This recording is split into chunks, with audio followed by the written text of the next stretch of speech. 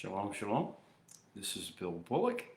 This is the study, our meditation for Parsha number 33, the last Parsha of and he called, also known in the Western world as Leviticus. So Parsha number 33, it is called in the Hebrew from its first line, Bechukatai, in my hukot. The Holy One is speaking.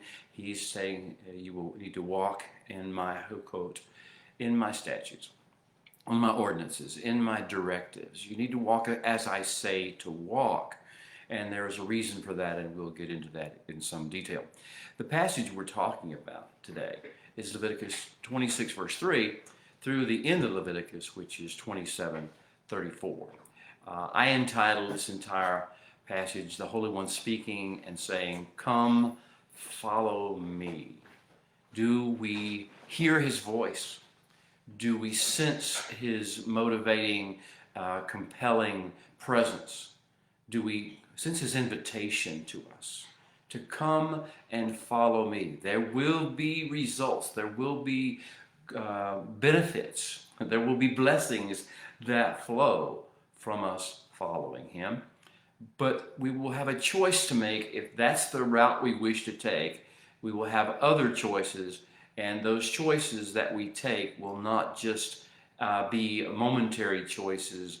The choice is a pathway choice, and with a pathway choice like we're going to be called upon to make, if we choose a pathway that is other than his way that he's walking in and he's calling us to come follow him in, if we choose a different pathway, it will have different landmarks. It will have different obstacles. It will have different troubles and trials. It will have different personnel that we meet along the way. It will have different trials, and it will have a different destination. So before we start off onto the choice-making process of what pathway we will take and who we will go with, who will be our guide, our shepherd, as it were, our leader on this pathway, whether we come follow him or whether we choose another method, another leader, another way of walking, whichever way it is, will have significant consequences. Well, this is a portion that most times in synagogues is read with a hushed, quiet voice, because some of the things that are said we just do not want to hear. Some of the things that are said we do want to hear. We want to hear and pick and choose. We want to cherry pick what we like and ignore or refuse or just rebel against what we don't like. But he says it's a package deal. What I offer you is my way. It's the Holy One speaking to you. Come follow me. But if you choose not to follow me, you are going to be wandering in a wilderness, a vast unknown, an outback, as it were, and the consequences of that choice will show up in your life every day, in every way, in such a way that you will rue the choice you made. Now, the good news is that there is a pathway back, and that pathway back will be referenced in this parsha. So we have Bechukatai, in my hukot, in my directives, in my sovereign announcements of this is the way we're going. You know, someone has to drive the vehicle. Not everybody can be a driver. You know, you only have one steering wheel, and you only have one person who's making the decisions as to what turns you're going to take. And, you know, you have to have one driver. Well, he's the driver or not. Do we want to be the driver? Do we want to drive our own vehicle, make our own choices? That's the issue before us in Parsha Bechukatai.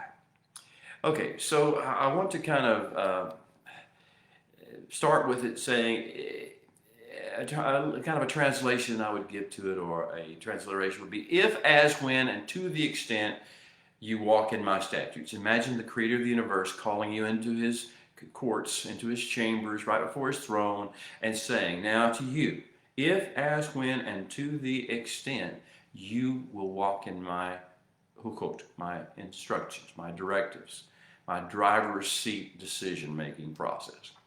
And if, when, and as to the extent you will treasure and cherish and delight in and carefully watch over to guard my commandments, my mitzvot. places where I told you I would join you and walk with you. And if you will, asah them, you will build them into a life. You will build foundations, you will build structures, you will build these things into the fabric of your life and make them come into a reality, come into a functionality in your world. If you'll do that, then here's what you're going to get. So get ready. This is pathway number one. Pathway number one, walk with me, come with me, follow me, the Holy One would say. Here's what you find when you get there. Then, if you do that, then he says, I will give you rain in its season. So think the idea of the rain. And this is Geshem. This is heavy seasonal rains that prepares the earth for fruitfulness and harvest. So then I will give you rain in its season, and your land will yield its produce in great quantities. And the trees of the field will yield their fruit, and your threshing, actually your vineyard, your stomping, will last until the time of vintage, and the vintage will last until the time of sowing. It will just keep rotating, keep coming, and you will never run short. And you will eat your bread to the full. You won't have to ration. You won't have to scrimp. You will eat your bread to the full, and it will satiate you, and you will dwell in your land in shalom, in a sense of trust, in a sense of confidence and well-being, and without fear. That's the promise, the first part of the promise of Behugatai. That's the if you will come with me, if you will follow me. But there's another side to the story, of course. Before we get to the other side of the story, let's talk about how far we've come and what the book we've been studying as we're about to conclude the book of Vayikra, or Leviticus, what it has taught us. Believe it or not, everything we've read in the book of Leviticus has taken place in a period of just a few weeks. It started on the first day of Nissan, or Aviv, in the year of our basic training. I call it the year of our basic training. It was when we spent at Sinai. So at the first month, it all began the first month of Nissan. And that's when the Holy One spoke to Moshe. The tabernacle had been built, had been erected. The presence of the Holy One, the manifest glory of the Holy One had come and rested upon the tabernacle. No one could enter because of the manifestation of the power of the Kedusha energy, the energy of heaven coming into earth, this portal of the tabernacle, the very presence of the Almighty One. And so he spoke and he called Moshe. The Holy One started this whole book by calling Moshe and says, come. When a man wants to come, when a man wants to come forth, when a man wants to enter my presence. And he began the whole book telling about the protocols of how we can enter into his presence and experience and receive the Kedusha energy of heaven into our bodies and then become transformed and changed by that, overcoming the hindrances. Well, so this whole book has been about the early days, the first few days of us getting accustomed to having the manifest presence of the Creator of the universe alive in our camp, in our midst, with us. And us, what that means, how that affects us, what that means to our lifestyle and our interactions with other people. So in the few days that have taken place since Nissan 1, since the tabernacle was erected, and since the call went out to Moshe from the Holy One, he has given us a series of things. There's basically 7 things that are included within the book of Leviticus. The first thing was what I call the Corbonate Discourse. This is the illustration of how man can overcome the hindrances in his own soul, the 5 holes in his own soul, to enable him to be able to stand in the wholeness and the holiness, Kedusha energy of the Creator of the universe.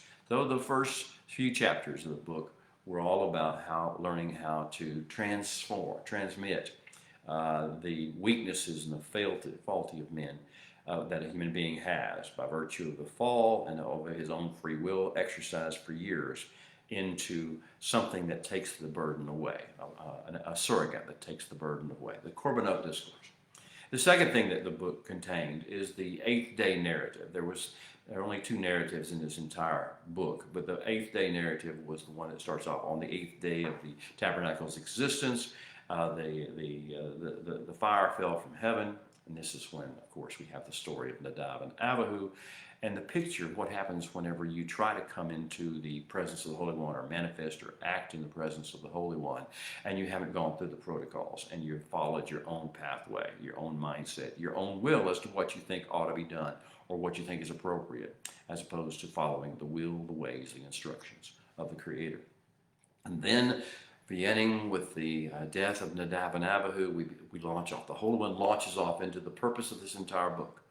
The purpose of this entire book is to release to us, in a proper context, with our attention being gotten, being attained, the Kedusha discourse, the discourse of how to be courtiers of the King's beauty realm. If he's going to dwell upon the earth, he's going to dwell in our midst. If we're going to be present and getting used to the beauty realm of our King, and being in the presence of his Kedusha energy, the things that make the four living creatures sing holy, holy, holy, and compel the 24 elders to fall down on their faces and say, worthy is the Lamb, as they cast their crowns before his feet. If we're going to have that energy around us, pulsing in around us, like thousands of volts of electricity, we're going to have that kind of, then we have to learn how to do that and how to maintain our levels where we cannot be Nadab and Abihu in the midst of the holiness and the goodness of God.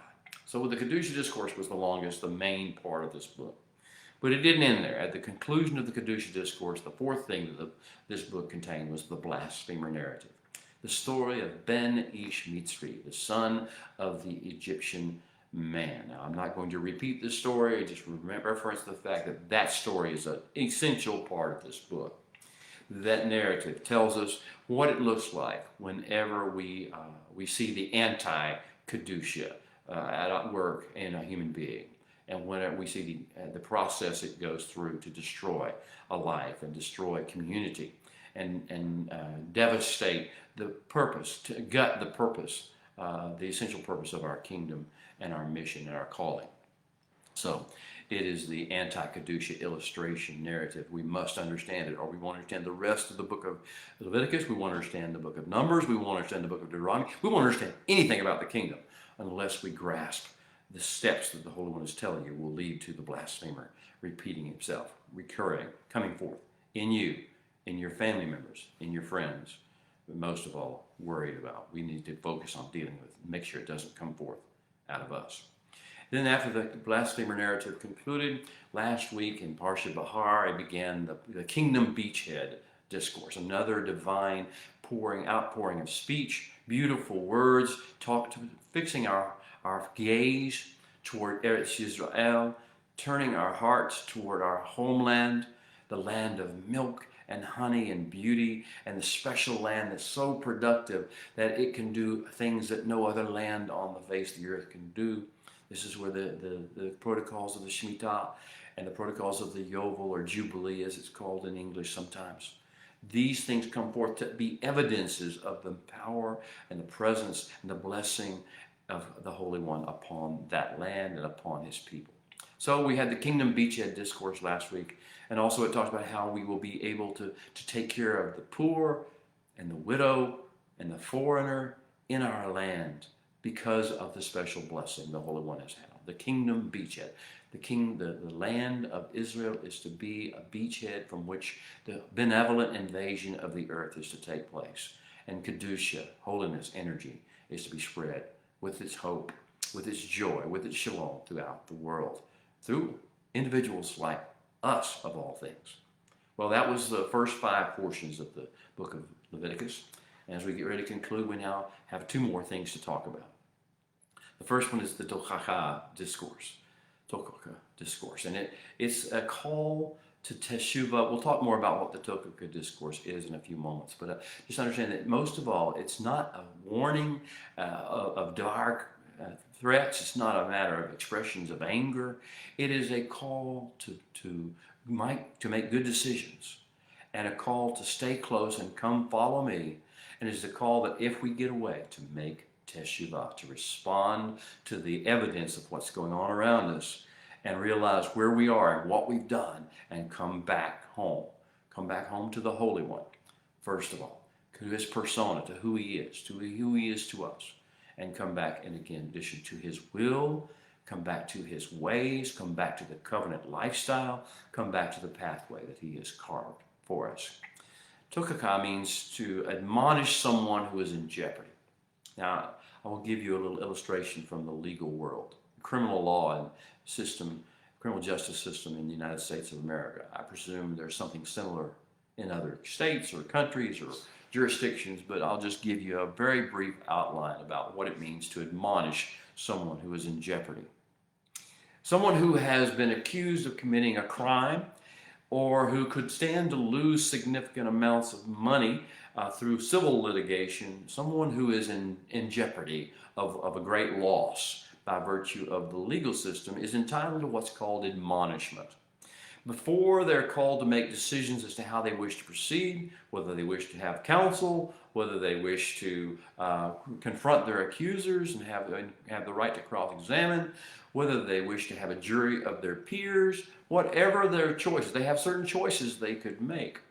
But before they make those choices, they're given what's called admonishments by the court. And the court admonishes them that they are in jeopardy and what the charges against them are, and basically what the evidence, what the proof is that will be offered against them, so they can decide with some level of understanding and wisdom as to whether they need to invoke their rights under the due process system of the law.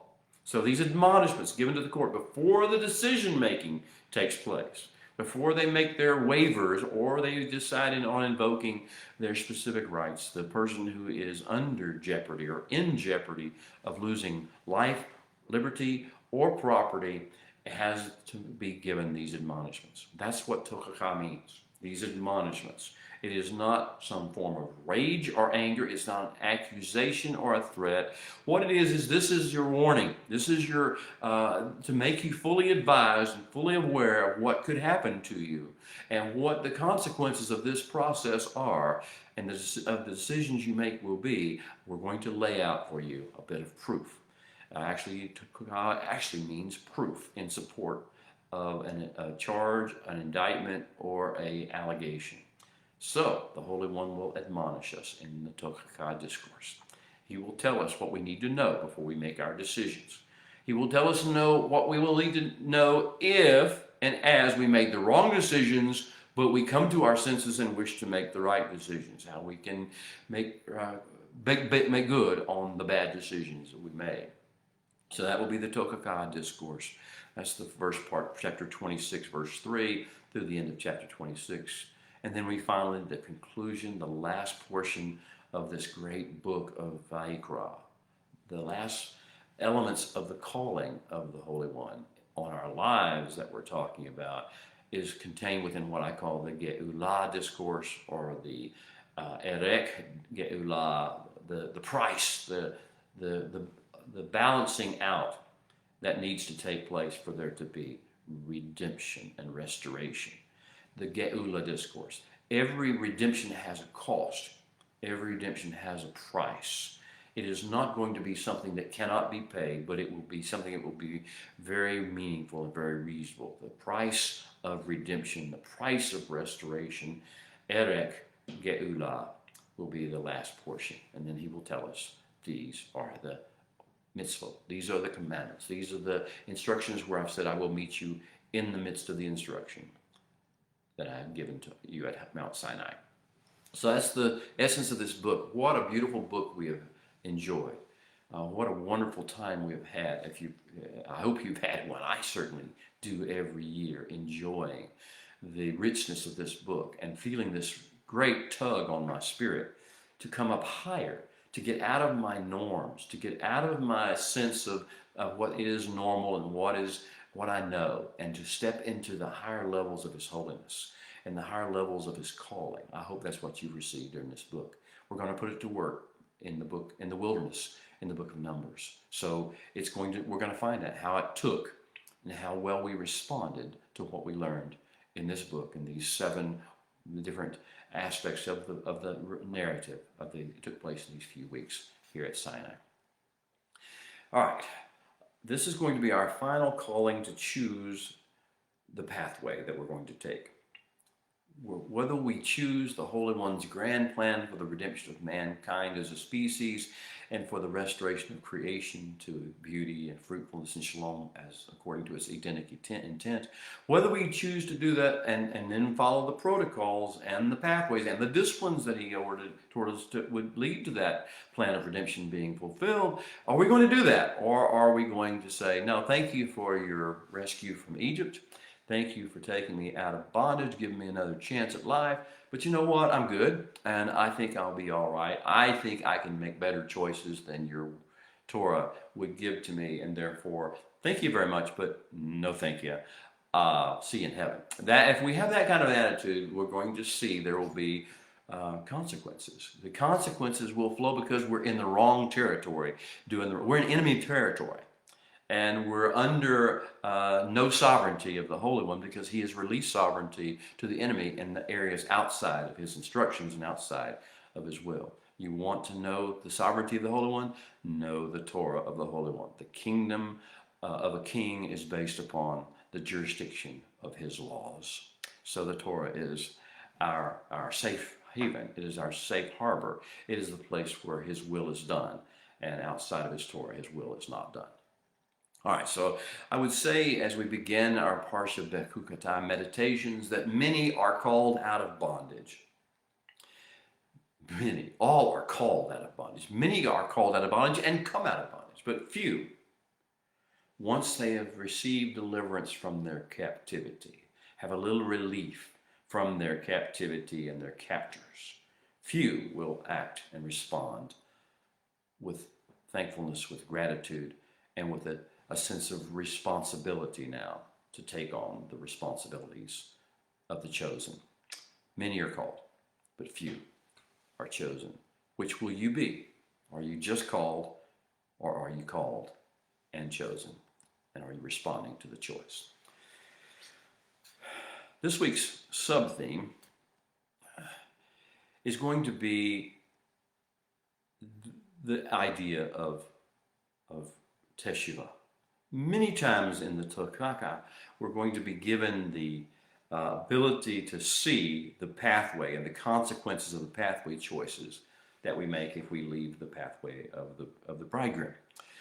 But we will also be shown that there is not going to be a complete rejection of us. We will not be completely abandoned or abhorred no matter what we do. The covenant that he made with our fathers is going to win the day, and all Israel will be saved, as Paul would put it. But the issue here is that he is never going to abandon his covenant, even if he must allow us to undergo disciplines that are very, very strong, even to the place of Holocaust, which we experienced in the last century.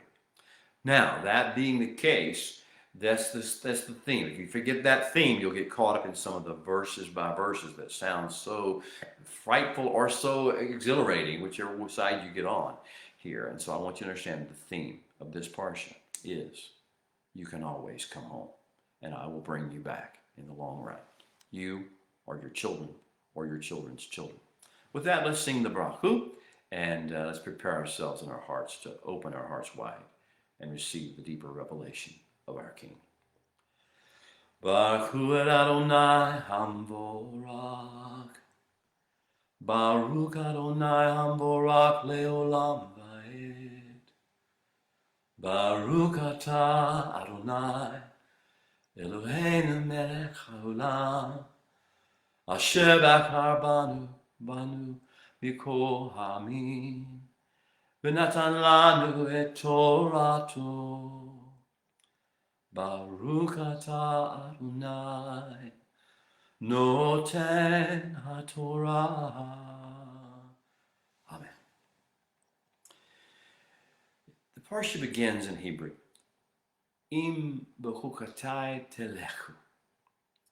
In English, I would translate it basically as if, as, when, and to the extent you walk, you will walk in my hukot, in my ordinances, my statutes, my directives of how you should proceed forward. If, as, when, and to the extent you do that, then certain things will happen. But ve'im latish tishmeu li, ve'im lo tishmei li. If you walk not with me, if you will not shema me, then there are other consequences that flow from that. The theme that I told you about Teshuvah comes from the latter verses, 41 through 42 and 45 through 46 of chapter 26, which says, when their uncircumcised hearts, actually 25, when their uncircumcised hearts are humbled and they accept their guilt, their wrongdoing, their flaw, then I will remember my covenant with Yaakov and my covenant with Yitzhak. And I will remember my covenant with Abraham, and I will remember the land.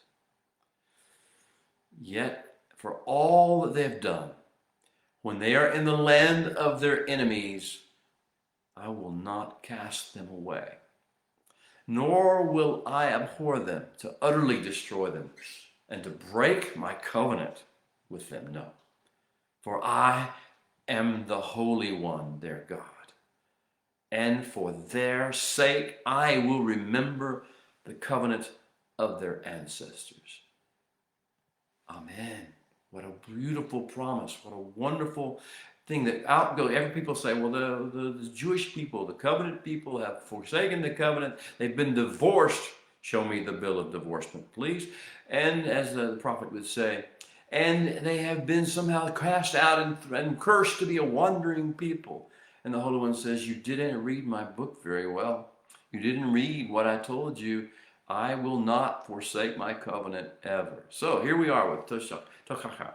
And Tokaka is to admonish one who is in jeopardy, to provide warnings, to provide a pathway forward, choice between pathways, a choice between asserting one's own rights and his own will versus instead choosing the pathway of the king's plan.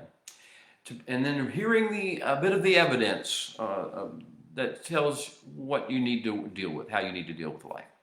Tokaka is an essential element of due process, both in the legal world that I dwell in and work in every day, and in the Torah, in the ways of the Holy One. If you think you know the law of the Holy One, you must understand the due process. If you want to invoke and be judge of right and wrong, fair and unfair, moral and immoral, if you want to be judge of whether someone is following the Torah or not, then you must understand you can't just take the Torah instruction, you must take the due process rights the Torah gives. 2 or 3 witnesses must be present, there must be confirmation, must be personally witnessed, not something that's been heard about. All the different protocols of the due process that go with the Torah. The reason, for instance, Yeshua did not participate in any way or encourage the stoning of the woman that supposedly was caught in adultery because there were no witnesses. That's the due process thing that goes along with the substantive portions of the Torah. So now we have the 2 pathways. As the Holy One has spoken, im b'chokatai teleka, if, as, when, and to the extent you walk in my hukot, ve'et mitzvotai tishmeru, and you shamar, treasure, cherish, and carefully guard my mitzvot, my places where I said, and ways of action in which the Messiah will join you. And simply when you do that, and as you build your life upon that, va'asitim otam, when you saw these things that I've given to you, build a life around them and build a life, the functionality with them. V'natati gishmechem be'etam. I will entrust the rains in their season. I will pour out the pouring, the hard rains, the soaking, the life-giving rains in their season. And I will cause the eretz, the soil, the land, to gush, to break forth with great fruitfulness, and the tree and the field to produce their fruit. Now, this is not a matter of reward and punishment. This is saying these words that I am giving to you, these instructions that I'm giving to you are holiness. And as they interact with the earth responds. The earth responds to holiness. And so therefore it's not about you getting rewarded for your good deeds. This is not about you being punished for your bad deeds. This is about whether or not holiness is touching the earth. My mitzvot, he says, my mitzvot, my hukot are the way in which you bring holiness to earth. And if you bring those things to earth, these things happen. Surely goodness and mercy, the psalmist said, will follow me all the days of my life, and I will dwell in the house of the Holy One forever. Surely goodness and mercy. This is what happens, not a matter of reward, although one will sense a feeling of reward. What it is just, this is the way the Holy One has designed for the earth to respond to his presence, or to human presence. Human presence always brings barrenness and fruitlessness, but the presence of the person who is filled with the Kedusha energy and is flowing in the actual words that are given that bring forth life, that will bring forth fruitfulness. So rains in season and fruitfulness of the land. This is about an ecosystem tending operation. How to make an ecosystem fruitful. Bring the words of the Holy One to life in them, and the earth will respond with fruitfulness. Hallelujah. Okay. This is not just something how you get blessing or how you get some sort of form of reward for your good deeds. So, what are we going to told? We're told we need to walk in his hukot, to holek. Now, the first time we were told to walk with the Holy One was in the Garden of Eden. Adam and the Holy One would walk in the garden together, and the Holy One went walking in the garden.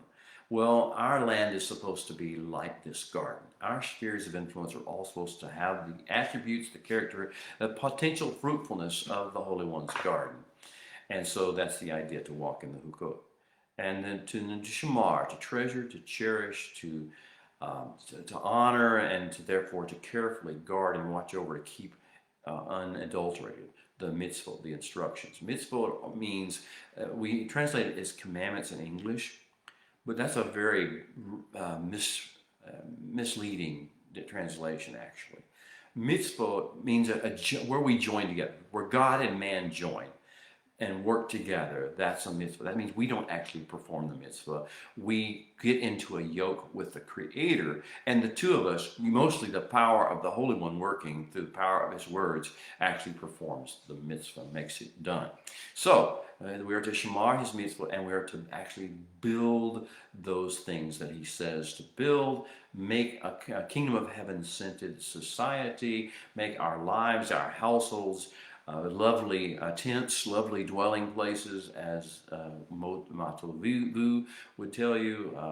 This is how we build beauty into the world, Kedusha into the world. These are the things we do. Now, what are the options? What are the alternatives? Well, he's already told us about the ways of the Mitzrayim, of the Egyptians. We're not supposed to act like we did, like the Egyptians did.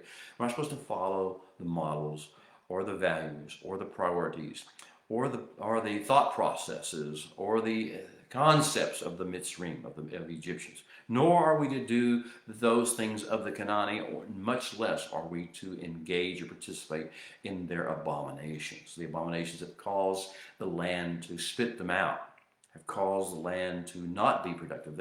That's the opposite of holiness. So you can imagine, if holiness brings forth fruitfulness, what does to'abot? What do the abominations bring forth? Well, the absolute opposite. So we're not supposed to act like the Egyptians. We're not supposed to live or participate in the abominations of the Canaanite, nor are we supposed to do what is right in our own eyes. We'll see this over and over again in Holy Writ. Doing what is right in your own eyes, following your heart, following your belief system, following your ideas, your concepts of morality or of justice or of goodness versus evil. Doing that will get you in trouble, because you see, that's not where the blessing comes to the land. That's not where holiness enters the earth. What holiness enters the earth is not some moral code. It enters the earth through the very words of the living God, and human beings cooperating with them and creating this Kedusha energy and releasing Kedusha energy into it. All right, so the fundamentals are that we walk in the statutes, in the hukot, that we shamar and asa his mitzvot, and thou, with that being understood, what is our pathway that he's laid out for us, and the blessings and the fruitfulness of the earth that comes with that, he gives us the tochaka. He says you must understand that whatever you choose, whatever pathway you choose and whichever pathway you walk, evidence is going to come forth. It will, your actions, your condition will belie, will tell the story. It will provide the proof or the evidence against you. It's as if, for instance, why did the Holy One know that Adam had eaten of the fruit of the tree of the knowledge of good and evil when he had been instructed? The instruction and the blessing came through the instruction. The words of the Holy One, and while human beings walking with them brought the fullness and the fruitfulness of the garden, ate of any fruit of any tree except one in the entire garden. But he knew when he came walking, when the Holy One came walking, and usually Adam met him somewhere along the way, and I'm sure Adam's mood, his attitude, and his song, and his heart was, and his closeness, his intimacy with the Holy One was so powerful. But this day he's not there. Well, that's the proof. The evidence was proof, and then the fact that he's hiding and won't come out and won't answer whenever the Holy One calls his name. Now, every action that we do that steps away from the covenant and away from the protocols and away from the disciplines and away from the directives of the Holy One. Do you understand this? Please get this. Every single step we take away from his will and his words will have a proof that comes with it that we are not where we're supposed to be. Just like Adam's proof that he was not where he was supposed to be. So this is what the Tukaka is going to be about. He said, you're going to find evidence. Either you are in the covenant and you're walking the statutes, and therefore the land is responding to you, and you're having this rains in your season are coming, you're getting plenty of rain, you're getting crops are coming forth like crazy at both your vines, your trees, and your grain crops, and your gardens are producing like wild. That's happening. That's the proof. That by their fruit you shall know them. By their proof you shall know them. And that's the proof of your walking the covenant. But if you choose that you're going to, even though you're going to pick and choose some covenant provisions you follow, or some aspects of the relationship with God, as we want to call that phrase, that you're going to follow that. But if you're not walking in the fullness of the instructions the Holy One gave you, there's going to be proof coming out of your life, and out of your condition in life, and out of your family's condition in life, and out of your nation's condition in life in this world, that will prove evidence beyond a reasonable doubt that you are outside the covenant. So it's a matter of the word, whether we're walking according to his words, and whether we are connected and staying close to his words. It's not a matter of the heart only. It is not a matter of the belief system, for sure. It is, I like to use the Pinocchio analogy. How did you know that Pinocchio wasn't telling the truth? Well, of course, it's all a story. It's all just a tale. It's all just a myth. But in the Pinocchio story, you could tell this little puppet who was trying to become a boy was telling a lie because his nose would begin to grow long whenever he spoke a falsehood. There was proof. There was evidence. Well, so it is with us. We will produce a Pinocchio's nose of evidence whenever we're walking. No matter what we say we're doing, no matter what we pretend we're doing, the Pinocchio's nose evidence will show if we're not walking with the Holy One. Now, the Messiah said it this way. Actually John, I think the Baptist said it first. By their fruit you will know them. You are known by your fruit, what you produce, how productive your land is, your environment is, your sphere of influence is, how peaceful, how helpful, how hopeful it is, how joyful it is. And now that you will know that your fruit will be produced. You must, whenever you leave, if you realize you've been producing the wrong fruit, which is pretty obvious for the world to see pretty quickly when your Pinocchio's nose begins to show, then you must produce fruit that is appropriate to Teshuvah.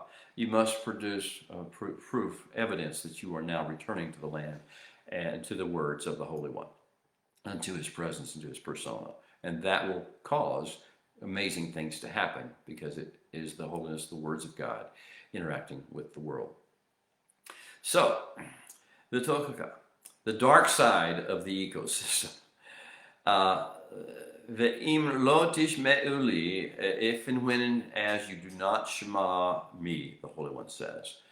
Ve'lo ta'asu et kol ha-mitzvot ha'ele, and do asa and build all these mitzvot, all these different things into your life that where the Messiah meets you and we co-labor together in building a great kingdom of heaven-centered society on earth. Then the Tokata will apply, the idea that you need an admonition because you're in jeopardy in that process. So the first evidence of that we're walking in his way is the rain. We have first level telltale signs. There are 5 of them. There are actually 22 signs in all that are listed in Parsha Bekukatai.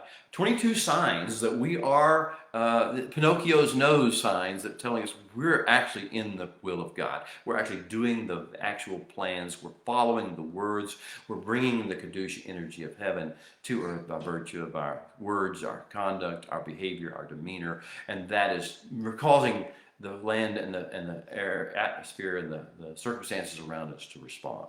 First one is rain, the heavy soaking rains in season. Second thing is the yuvala, the high yield quota. Everything we do will yield a high amount. The haaretz, the land, the grain, the garden, that will produce greatly. And then pri etz ha-seda, the trees of the field, will also produce greatly. And so we have then what he says, da'ish, the batzir, and katzir, and this idea is that treading will lead to vintage, and the treading or the sledge, these things will all, as we do our harvest, it will lead to a great putting up. We'll put up like canning for the modern gardeners would do it, a bottling for a vintner. When we get past the idea of trampling the grapes and making the wine to actually bottling it, this is the idea that you're going to have a fruitfulness, but it's going to go all the way into the storing and preparation and distribution stage, not just in the initial production stage. This is evidence. This is a Pinocchio's nose proof that you're walking in the Holy One's will and his word specifically. Your vintage will last through your seed time. There will be no winter shortage. You won't run out because you didn't make enough. When you start having winter shortages, when you start having dry spells, understand that's a warning sign to you. That's a Pinocchio's nose sign to you. Now, some things that need to be done. There is always teshuvah that can be done. Always things that we can adjust. And the Holy One says, I want this to be a sign to you. You should be looking for this fruitfulness. Next thing is that we will eat our bread, our food, until we're satiated. That means that we don't have to ration. We don't have to punish ourselves. We can eat what we want when we need to eat. And we find enough. We always feel like we have enough. We don't feel like we're going hungry. This is a Pinocchio's first level proof to the world that we are walking in the will and the words of the Holy One. And if there's something wrong, then we or someone associated with us that we have bound ourselves to in our community or in our family, in our household, is not doing this, and therefore the land is not responding to us, and the environment is not responding as it should. Then there's level 2 of the blessing. I said there was 5 first level. There's 7 second level telltale signs, or Pinocchio's nose signs, that we are walking in the covenant and doing according to his words, and his words are releasing the Kedusha into our environment. It says, Yashav, you will land, you will dwell, you will abide in the land, Be'atak, you will dwell, and you will be at shalom, you'll be at peace, you will have a sense of well-being and confidence, and you will follow the confidence-building protocols of Shemitah and Yovel and that sort of thing, and how you take care of the poor, and how you deal with the foreigner in ways that are outside the realm of reason and possibility, but are based upon what the Holy One has said we should do, and therefore they bring forth life. So Yashev in the land with confidence. We will have shalom. There will be shalom in our hearts, in our minds, in our faces, in our conversations. Shalom will be our watchword. Whenever this is a second level telltale sign. If you don't feel, if you don't show, if you don't evidence, if people don't see you as being at shalom, if your conversations do not indicate you're at shalom, that's a telltale sign. That's a Pinocchio's nose sign to you. That you have forsaken the way of the Holy One in some particular, or somebody around you has, that you have bound yourself up with a soul tie to. And that has introduced the poison that causes the earth and the environment to stop producing the beauty and the majesty and the fullness that he has promised. So that we have the confidence, dwelling in confidence and sense of trust in the land, shalom in our spirits and in our hearts and in our behaviors and our conversations and our actions and reactions, and then restful, purposeful sleep, repose, the ability to have a good night's sleep, not to be fretful, not to be tense, not to be anxious, not to have horrible dreams on a repetitive basis, but to have the ability to sleep at night. Wow, that's a beautiful blessing. That's part of the second level telltale signs that we are actually following the words, holding and bringing the kedusha of the words in their appropriate level into the world at this time. Now, that doesn't mean you can't be obeying some rules, cherry picking some rules, and still not have good sleep at night. Well, because the problem is cherry picking, the choosing what you want to do and what you don't want to do, and resisting in other areas. So if we find a place where we are moving in toward the fullness of doing what his word says, we will have restful repose and sleep. This is his promise. This is every bit as good a promise as any other promise in the Torah or in the Bible or in the Brit Hadashah that you'll ever find. This is a promise. Shalom and restful repose and sleep. In addition, we will not be panicked or terrorized or terrified. Our conversation will not be about how horrible the world is and how terrible it's going to get and how dangerous all the human beings are and how sad it is to have to live in a time like this. We will not be panicked. We will not have in-days paranoia. We will sense that the Holy One's will is good and that if we just follow his words, things will be well with us and with those who are close to us and associated with us. Not panicked, not terrorized, not terrified, not startled, frightened, caused to shake or tremble by the things that make the rest of the world shake and tremble and be afraid. Of famines, not afraid of those. Of wars, we should not be afraid of those. Of persecution, we should not be afraid of that. You see, this is the promise. He says, if you're following the words, then your spirit will be able to handle these challenges of life, which will happen. This is not a utopia. This will happen, but we will be able to hold our peace, hold our shalom, and be able to stay focused on activity as opposed to panicking, freaking out, and spreading negativity wherever we go. So in addition, another one of these 7 second-level telltale signs of the blessing and walking in the Holy One's will and his words are we will have Shabbat. It actually says we will have a Shabbat from the raw aspects of life. I think in English, sometimes the translations say from wild animals or predators.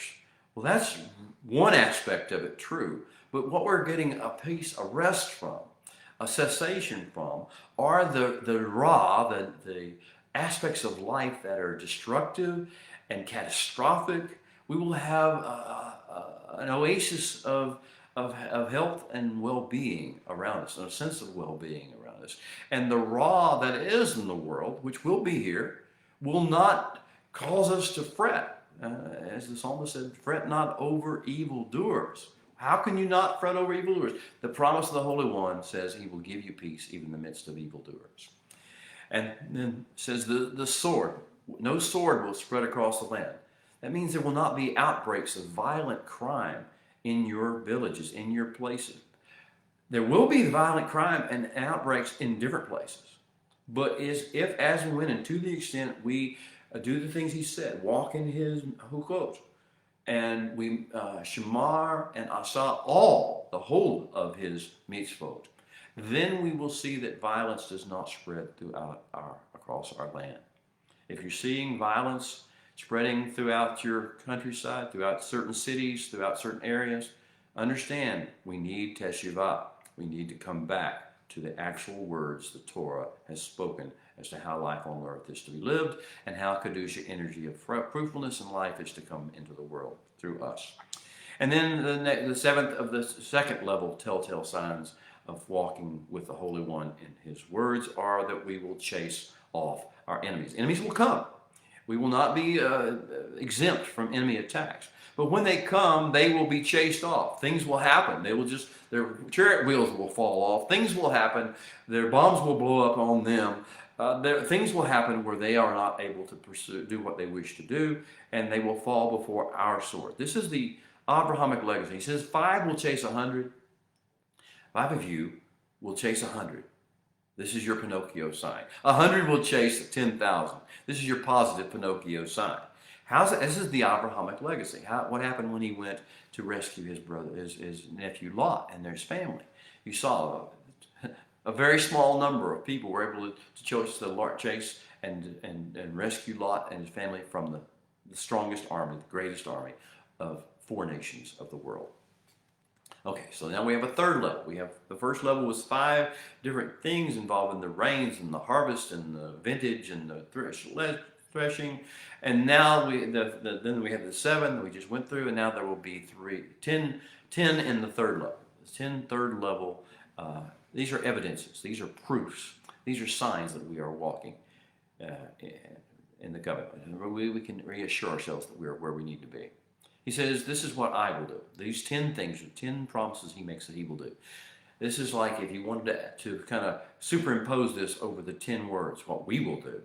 There's 10 words spoken in Exodus 20, called the 10 Commandments by so many people, though the Torah doesn't call it that. If you want to superimpose that of what we are to do with what he will do, this makes a beautiful corresponding situation. These are the 10 things. I will shine my face towards you. The shining face of the Holy One. This is like in the Aaronic blessing. I will make your face shine upon us. May he make his face shine upon you and be gracious to you. This idea of his face shining upon you. Now that's why you see the fruitfulness take place, because the earth responds to the shining face of the Holy One. And the atmosphere, the very atmosphere of the earth, the environment begins to respond. He created it, and when his face shines upon it, it's that light of Genesis 1:3 that brings forth all order, all beauty, all majesty, all goodness. So first thing is, I will shine my face towards you. Hallelujah. Second thing is, I will make you fruitful. Not just the land will be fruitful, you will be fruitful. Your fruit will evidence itself to everybody and say, that person's just doing it well. They're doing it well. You can see that they're producing things. They're making things happen. It's not just about what you believe. This is about actually making the world a better place, making it better than you found it. That's fruitfulness, okay? He says, not only will I make my face shine upon you, I turn to you, not only will I make you a fruitful vine, I will multiply you. Rabbah is the Hebrew verb. It's the same verb that says, I will make you a great nation. He will make your influence very significant. He will increase your greatness in the world and the way people view you and see you, and the way in which your numbers, of course, will go a little bit up with that too. So the fourth thing then is, I will raise up my covenant. I will lift it up high. I will make my covenant the main thing for you. It's like imagine the serpent on the pole, or the idea that my covenant will be what will be your rallying point, your standard that you lift high. And this covenant will be manifested. It will be demonstrated to the world how it works and how beautiful the covenant lifestyle is and what it produces. Fifth thing, you will throw out your old harvest in order to make room for the new harvest. Listen to this. He says, I'm going to cause you to be able to sow, be fruitful, and produce so much through the interaction with the land and the environment that you won't be able to eat up everything I give you. You're going to throw out your old harvest to make room for the new. And the 6th, 7th, and 8th, 9th, 10th. 6th is, I will set my tabernacle, my mishkan, my sense of dwelling, my dwelling place among you. That the world will know that we have been with you, in other words, that we've been with him. The world will know because it's showing all over our face, out of our conversations, out of behaviors, out of our love, out of our wisdom, out of our ability to control and deny ourselves when necessary for the greater good. I will set my presence, my tabernacle, my dwelling among you. 7th thing, I will not loathe and abhor you. He says it in the negative, but I'm going to rephrase it in the positive. My favor on your life will become obvious. Do you know people that you just say, he is just favored. She is just favored. Well, that's obvious. There's an obvious way in which the Holy One, when you're doing his will, doing his his words, and when you're following and you're flowing with all the other things that we've talked about, that the favor of the Holy One becomes obvious on you. His promise is that his favor will be obvious upon your life. That means upon your family, upon your household, upon your business, upon your health. All these things, he will show his favor on you. The eighth thing, I will walk among you. Garden-like style. I will walk among you. I will be there. You will see signs of my presence. You will sense my presence with you. I will walk among you. I won't let you do this by yourself and feel like you have to do a slave labor and come back and talk to me about it at the end of the day. I'll be right there with you. This witness concept. The ninth thing, I will be your Elohim. I will be your sovereign. I will be the one who makes the decisions for you. Takes the pressure off of you with regard to having to do what you think is, how to determine what is right and who's right. I will be your Elohim. I will make those decisions and those calls for you. And you just have to walk in what I've told you to do. And the 10th thing, the final thing is, I will make you to me, li la'am, for me, a nation, a people. He will make for us. He will make of us, for himself, a nation, a people. Not just an individual, not just one or two families scattered throughout the earth that trying to do his will. We will be a people, our people arising, a Shema people, a people who the world can say that group of people is unique in presence of the favor of the Holy One. All right, I'm going to have to leave you there. I want to just warn you that there are, in the Tochacha, the second part, it says, but if. But if you lo shema me, if you choose not to shema me, not pay attention, these are the admonitions. The admonitions of the people at risk or in jeopardy. If you lo shema me and you lo asa all these, the fullness of these mitzvot, you try to cherry pick between the mitzvot, you parar them. You say, I want that. I want to love the Lord I got with all my heart, with all my soul, because I can kind of define that any way I want to, but I don't want to follow all these other. If you choose to say some things are just ceremonial, though they're done away with, if you choose to say some things are moral, I must follow them, and cherry pick and divide up, separate these sections of my Torah, says then you will find there are bad consequences come to you. Because you see, it's a package deal. And the blessing that the Holy One sends and the Kedusha that is released must come forth from the package deal. So I won't go through the details of it. You can read that for yourself. There are a series of 5 different phases that he releases us to experience Pinocchio's nose proof, evidence that we are walking. It's supposed to warn us, supposed to tell us if you see these things happening in our lives. One of them, the first one is Behala, which is, I would call it doomsday fear. Calamity anxiety. Oh, this horrible thing is going to happen. It's all going to, the sky is falling. The one world order is going to prevail. The Antichrist is going to get us. This is the first evidence that we've got a major issue, and we need to get back. We picked and choose, cherry picked his covenant, and we've not let the Kedusha energy fill us with the proof. I won't go further. There's so many more. There go on forever. There are, like I say, 5 phases, and each one has multiple demonstrations or evidences. Let's conclude. The final verses, the final chapter of Parsha Bechukotai, the final Parsha, for that matter, of all of the Sefer Vayikra, the conclusion before we go off into the wilderness and get our preparations made for that.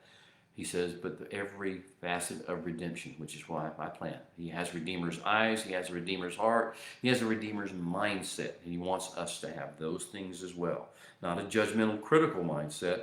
An understanding that there are problems and they need to be dealt with, but the idea is always about redemption. The plan, until it's too late, is always about redemption. So he said, but there's a price that goes with redemption. Everything that needs to be redeemed has its price.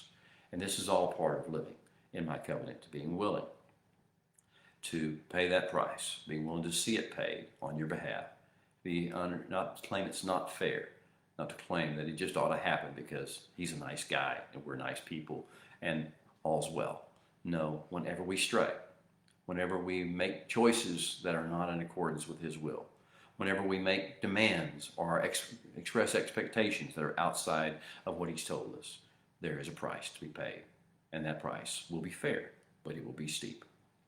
Finally, he says at the very end, the last verse of Sefer Vayikra, these are the mitzvot. These are the instructions where I will meet you and we will work together that I've given through the hand of Moshe on Mount Sinai. And that's how the parsha, the chapter, the book of Vayikra ends.